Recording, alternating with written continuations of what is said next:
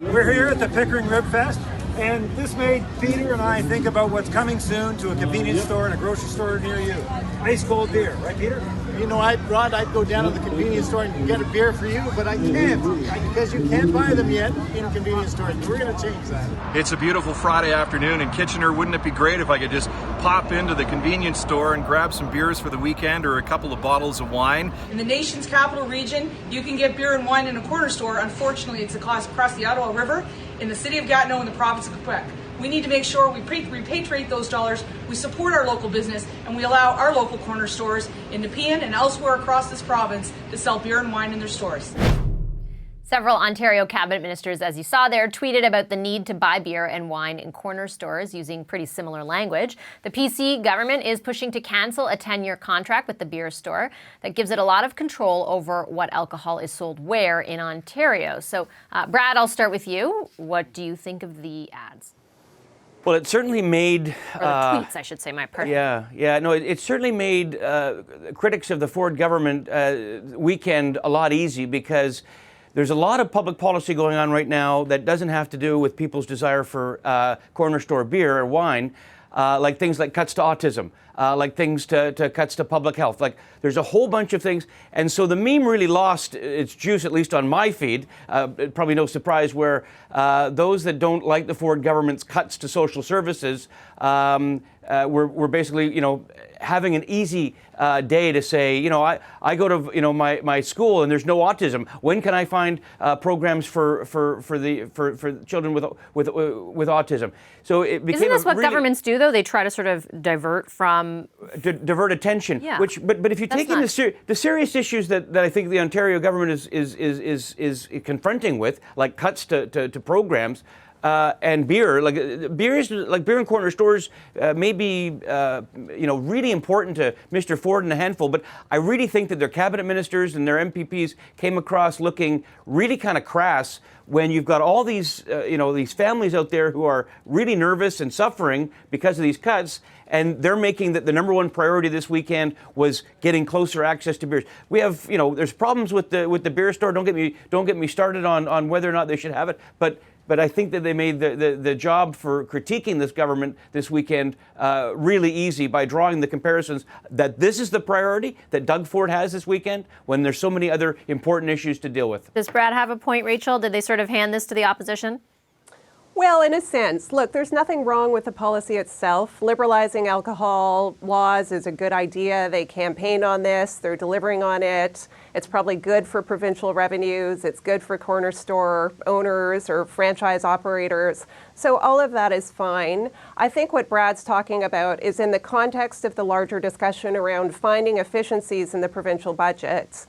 It may sound a little bit off tune. So, look, there have been no cuts to autism funding. As I understand, the program funding has doubled. They're still figuring out how to... I don't know how it's doubled. Well, they promised to maintain what the Liberals did, but basically the way in which that funding is awarded has changed. I agree. And so they're still figuring out how to distribute that, and I think that's caused lots of angst and lots of concern, and understandably so. Toronto Public Health has been asked to find about 2% of its budget in savings. So that has been blown up into a big issue as well. So given all this other stuff that's been going on, I understand why this sounds a little bit tone deaf, even though the policy itself is fine. And listen, though, we've got the federal government pushing weed and the provincial government pushing booze. I don't know. We're so wild in Canada, yeah. What happened to the days when governments were focused on, bigger and more important issues? Meralda, what do you think?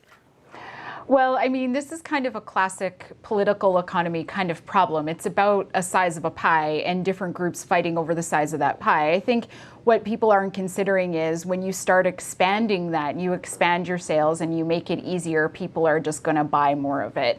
It's pretty, in Saskatchewan, we used to have only provincially run stores. We opened it up. It didn't tank those stores. there's just more sales, and people really want those things like craft beer. I don't think anyone would ever say that there aren't other issues that are far more important, but if you can find ways to make more revenue somehow, and I'm not sure that it is, I haven't looked at all of the numbers of what that would potentially look like, but if you could find that, then maybe they could bring money back. I think part of the thing that comes from all of this is, and I sort of feel like I repeat myself a lot, but a lot of this has to do with messaging on the part of the parties themselves as they're rolling this out. You can actually connect this to other things, but when you don't, the other groups and your opposition parties are going to take control of it, and once that happens, you've lost control of that message, so there's not really much you can do. Yeah, that's an interesting point, JP, on messaging, just given the way that, this is a very political kind of story, but everyone was looking on Twitter and saw them all saying the same thing, and it almost seemed, a little rehearsed to some people. I mean, it's interesting because I think there are merits to the debate over whether it's a good policy or not, but like the timing of it and the way in which it came out. They do seem a little obsessed with this topic. I mean, we had tailgates are legal now, you have drinking in public parks, we got the corner stores, there was like dozens of pages devoted to this in the last provincial budget. They've all become sort of like I am Canadian pitchmen, like pitching Molson Canadian beer, although it's not what they're doing because they're trying to claw away the monopoly from Molson, which owns the beer store in part. I guess they're just trying to go up against a well-orchestrated, well-funded campaign from the beer store owners, which are trying to really That's what Minister this move. Fedeli was saying, right? He's saying like a lot of the criticism is coming from inside. Yeah, because they're all over Twitter too. Every time I sign onto my Twitter, there's sponsored messages from the monopoly that owns that beer store. So I guess they're just trying to come up with their own solution. But listen, this is just populism at its finest. Canadians like to drink. I looked this up.